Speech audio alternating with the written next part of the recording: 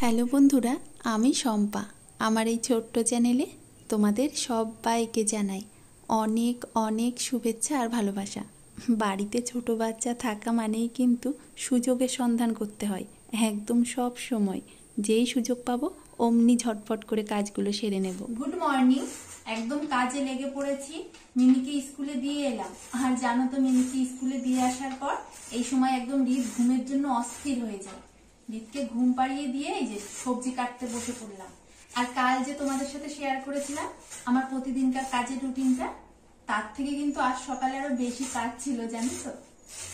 কারণ আজ তো মিমির স্কুল আছে, আর ওই স্কুলে গেলে সকালে ভাত তরকারি ও টিফিন করা, রান্নাঘরের কাজটা সকালবেলা আর একটু বেশি থাকে।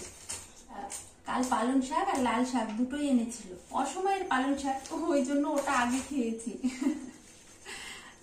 আর এই যে লাল শাকটা আজ করব, একটু বাদাম দিয়ে লাল শাকটা করবো, খেতে ভীষণ ভালো লাগে।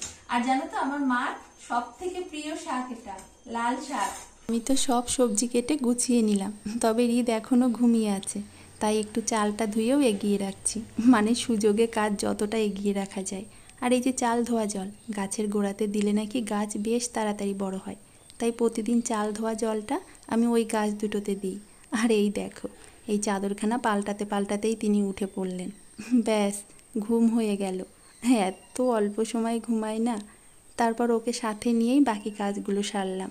ও এখানটায় বসে তবলাটা বাজাচ্ছিল, আর আমি এদিকে কাজ করলাম। এবার দেখো, মাকে আদর করার বহরখানা তার দেখো। বাপরে বাপ, কত আদর করছে। রিতকে নিয়েই রান্নাটা শুরু করে দিই।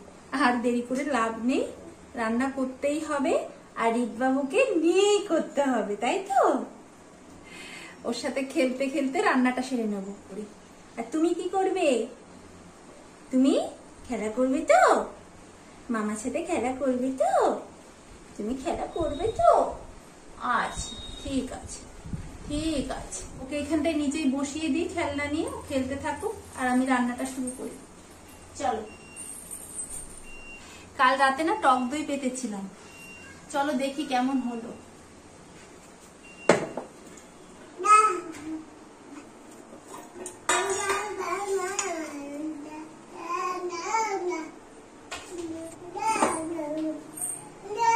টক দই পেতেছি তো,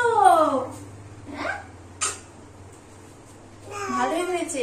এবার এটাকে না ফ্রিজে একটু সময়ের জন্য রেখে দিই, আরো বেশ শক্ত হয়ে যাবে। চলো ফ্রিজে রেখে আসি। দেখেছো তো, রান্নাঘরে কিন্তু দিব্যি একা একা দাঁড়িয়ে খেলছিল, একদমই আমি কোলে নিইনি। তবে ওই যে আমি সামনে ছিলাম, ওই জন্য চুপ ছিল। যেই আমি চলে এলাম অমনি পেছন পেছন চলে এলো কাঁদতে কাঁদতে। মানে সামনের থেকে একদমই সরা যাবে না। ওকে সামনে নিয়ে রাখো, কোনো অসুবিধা নেই। এই যে দেখো, ওকে খেলনা দিয়ে বসিয়ে দিলাম, ওর সাথে খেলা করতে করতে রান্নাটাও শুরু করে দিলাম। রান্নার সব কিছুই তো গোছানো আছে, এখন আর রান্না করতে কোনো অসুবিধা হবে না। এই যে লাল শাকটা একটু বাদাম দিয়ে করে নিলাম, রসুন ফোড়ন দিয়ে। তার সাথে কাল তো পাবদা মাছটা সর্ষে বেটে করেছিলাম, তাই আজ একদমই আলু বেগুন দিয়ে পাতলা ঝোল করি। এই দেখো, রান্না করতে করতে রিতকে আবার একটু মুড়ি দিয়ে এই ঘরে বসিয়ে রাখলাম। আমিও বসে আছি। রান্না করার জন্য তো আর সব সময় রান্নার পাশে দাঁড়িয়ে থাকতে হয় না, আর ওই ঘরটা তো ভীষণ গরম হয়, তাই চেষ্টা করি যাতে কম সময় রান্নাঘরে ওকে রাখতে হয়। এই যে চামচ দিয়ে অনেকক্ষণ বেচারা চেষ্টা করছিল, দেখছিলে তো, তবে মুড়িটা কিছুতেই উঠছিল না। তারপর ওই যে হাত দিয়েই খাওয়া শুরু করলো। মৌসুমি কমেন্ট করেছিলে তেলাপিয়া মাছ আর আমের জলটকের রেসিপির জন্য। তেলাপিয়া মাছ তো আমি আগেই শেয়ার করে নিয়েছি, আর এই দেখো আমের জলটক। আমটা কিন্তু হালকা ভাপ দিয়েছি, সেদ্ধ করিনি। তারপর সর্ষে ফোড়ন দিয়ে আমটা একটু লবণ আর হলুদ দিয়ে হালকা ভেজে নিলাম, তার মধ্যে জল দিলাম, একসাথে চিনিও দিয়ে দিলাম। একটুখানি ফুটিয়ে নেওয়ার পর কিছু আম হাতের পেছনটা দিয়ে গলিয়ে দিলাম, তাহলে বেশ একটু টক টক ভাবটা আসবে। ব্যাস, আর একটু সময় রান্না করে নামিয়ে নিলেই রেডি। এখন ঘুমিয়ে আছে, চান করিয়ে ঘুম পাড়িয়ে দিলাম। আর সেই সুযোগে একটুখানি এই যে ঠাকুরের থালা বাসনগুলো মাজতে এলাম। তেঁতুল আর সাবান দিয়ে মেজে ভালো করে ধুয়ে শুকনো কাপড় দিয়ে মুছে রেখে দেবো, তাহলে ভীষণ চকচক করবে।